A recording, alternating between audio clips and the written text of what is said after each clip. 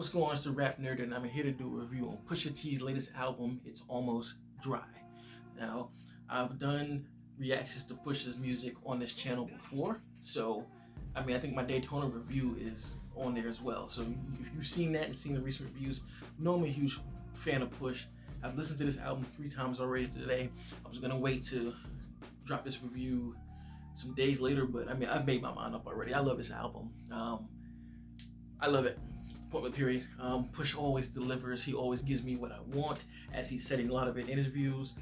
In a lot of his interviews, he's the Martin Scorsese of this coke rap, and he definitely is.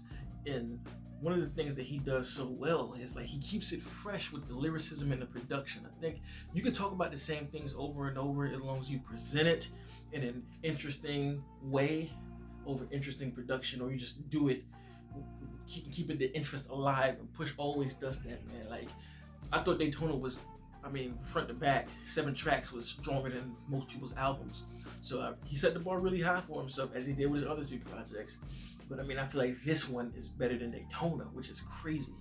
One of the things I love about it is the fact that he has Push and Ye producing the whole album, which is the best thing possible. Like, I really feel like more artists should, and we are seeing that these days, but lock in with one producer or 2 producers and just have them make the beats and let them pull something different out of you. And what's dope is you can see the differences in the producing, how Push is when he's with Pharrell and how he is when he's with Kanye. And he was talking about this, about how each of them wants something different from him. So on a lot of the Ye tracks, it's just him just spitting bars and just going off, whereas on the Pharrell tracks, he's really melodic and trying to find pockets to really loop in with the flow. Still giving you bars too, but it's more flow driven than it is anything. And I feel like the first 2 singles he dropped are a clear example of that.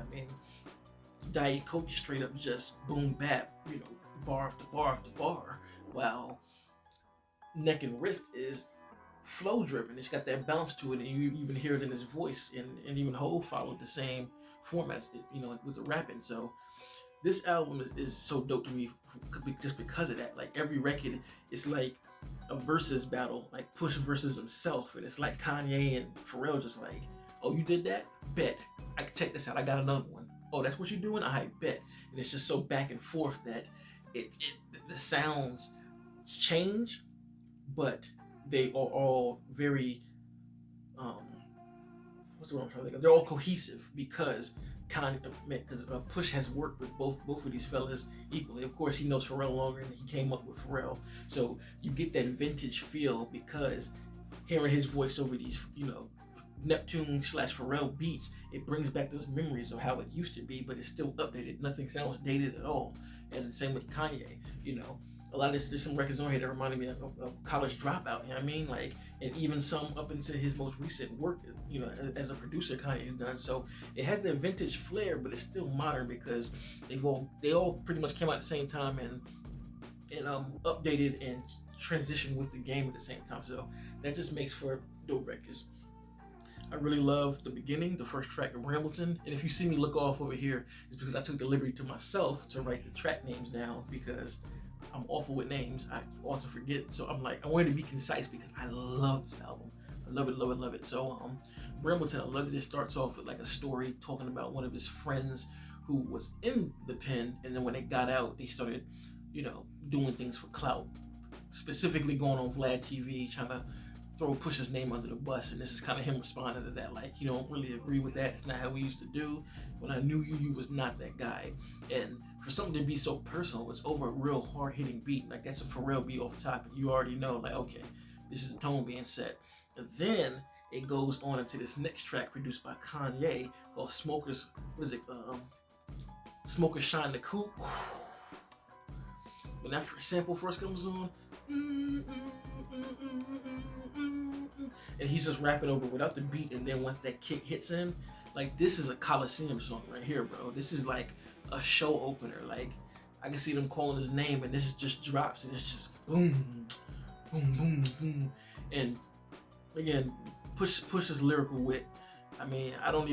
There's so many lines on this album that I can just pull from, and I don't even know where they kind of come from, because again, this is the first day sitting with it, and it's just, I mean, line after line after line. Like, Push does not waste a bar on this thing, and you just see it throughout. So I'm not gonna get into specific bars unless one just hits me, but it's, lines aside, like, just sonically, this album just works like it's like a glove. Everything works. So you get that first Pharrell track, then you go into this Kanye sample banger, and then what's the next record? And then another Kanye joint, Dreaming on the Past, which to me just sounds like some old Kanye from college dropout days. And I'm just like, man, I love beats like this where it's not much going on, it's just a sample, and you just gotta kind of rhyme over it, and you have to bring your A game as a lyricist on top of the beat, because the beat is driven by your voice itself.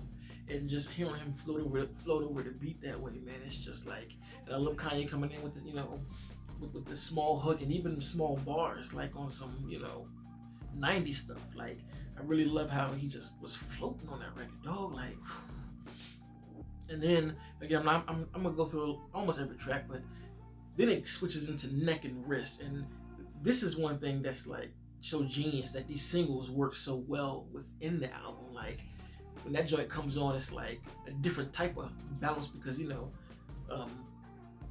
Dreaming on the Past was pretty like, chill and boom bapish, and then you get this hard hitting joint with Hov on, and it just turns the energy up a whole nother level. And then that song prepares you for the next record, just so you remember, where the whole beat is just kind of flushed out. Like the only thing that you really hear in the beat is the sample on the hook. I forgot what song it is, but sample on the hook, and then the bass line going, and Push is just floating on that shit, man. Like, damn.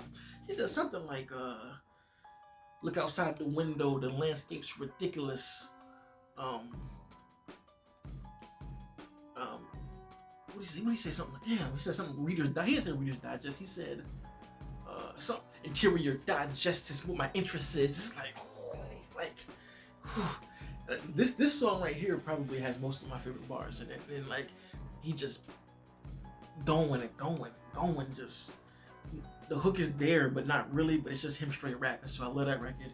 And then, if I'm not mistaken, goes into Diet Coke, which is another boom bap where it's just bars in your face, all in your face, like, oh, man, it just flows so perfectly, dog.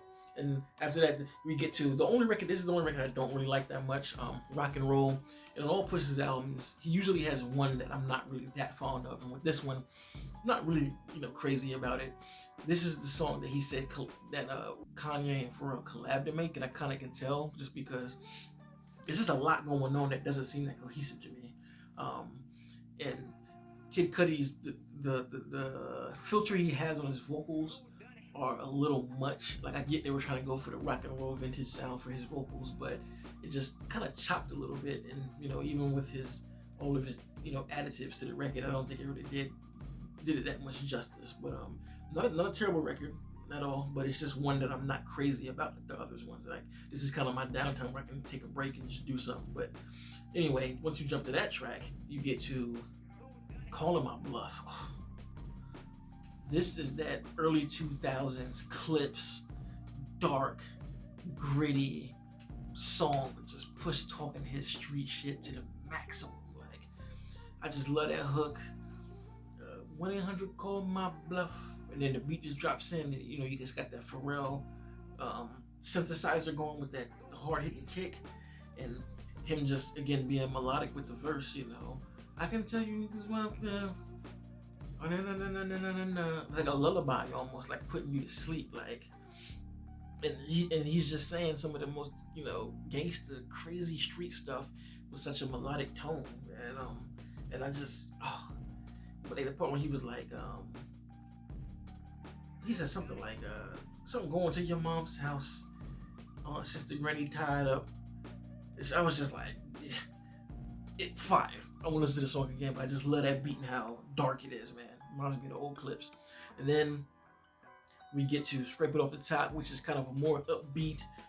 It's probably the most modern sounding record on here, but it doesn't sound too modern to where it's just like, what are you doing, Push? Like, he's not out of pocket. This is still up his wheelhouse. And I think with Pharrell making that beat, I feel like that's Pharrell. I don't know. One of them, who I can't really tell with that one, but either way, both of those producers, Pharrell and Ye, are well endowed when it comes to staying along the culture and being fresh. So they were able to kind of update it and do it the way it works for Pusha. So it's pretty, I really enjoyed that joint too. Then we get to Hear Me Clearly. If y'all fear me, just say y'all fear me. That song's hard. I was really happy to see it on the track list because I really love that record. When it first dropped, I was just listening to it like, this is another one. And I'm like, I'm tight, man, because he said Nas was supposed to be on this record. And I could hear Nas tap dancing on this joint. It makes sense why it's so short. He said he sent it to him, some time ago, but he just never heard back, and he just was like, I had to move with it. But Nas, you got to get on that record. That record's hard. Next is another dark beat that reminds me of the one I was just talking about. Call My Bluff, open air, same thing. It's like Pharrell and that dark shit, man. I just love it. Spitting more bars and bar after bar after bar, yo. And then the last record, of course, one I'm pretty sure everybody's talking about, Pray For You with Malice, not No Malice, because Malice was talking greasy on this joint. He was talking mad greasy. And the last line that he said, like, Malice, Push did his thing, but Malice stole the show, just going back to his old self. He was like, put the ring back on, I married it again. And I'm like, hold up, what you mean? Married it again, you coming back? Clips album? Is that what we doing? So, stop playing. But yeah, this album is incredible. I love it. I love it from top to bottom. Like I said, I played it 3 times, and I digested it enough to be able to understand the sequencing and what was going on with it. So I know I kept saying bars, bar after bar, and didn't present many bars, but like there's just so much on here. And Push is one of my favorites. He's always been one of my favorites, but even more so now because he's one of the only people doing it like this at a level like this. You know what I'm saying? Like just keeping it classic. I like classic shit. Point period. Like just classic hip hop, dope rhymes, punchlines, metaphors, similes, flows, changing up the flows over like just hard production. He got boom bap, he got bangers. It's just perfect. I love this kind of music, man. So Push again for me is album of the year. I know K-Dot's supposed to drop, and he's definitely gonna have a great album. But but this type of shit right here is what I listen to all the time, man. So he didn't disappoint. He actually knocked it out the park and overly succeeded, and knocked my expectations apart, man, for real. So let me know in the comments what you think about the album. What are your favorite joints in the album? Comment. If I gotta pick, I've had to pick my favorite ones. I would definitely say Dreaming on the Past, Smoke or Shine the Coupe, Call My Bluff. And Just So You Remember. Yeah, those are probably my favorites, but I love the whole album besides Rock and Roll. I mean, I just love it. So anyway, thanks for watching. Like and subscribe if you enjoy my content. Until next time, peace. RapNerd Productions, no capping, that's word to mommy.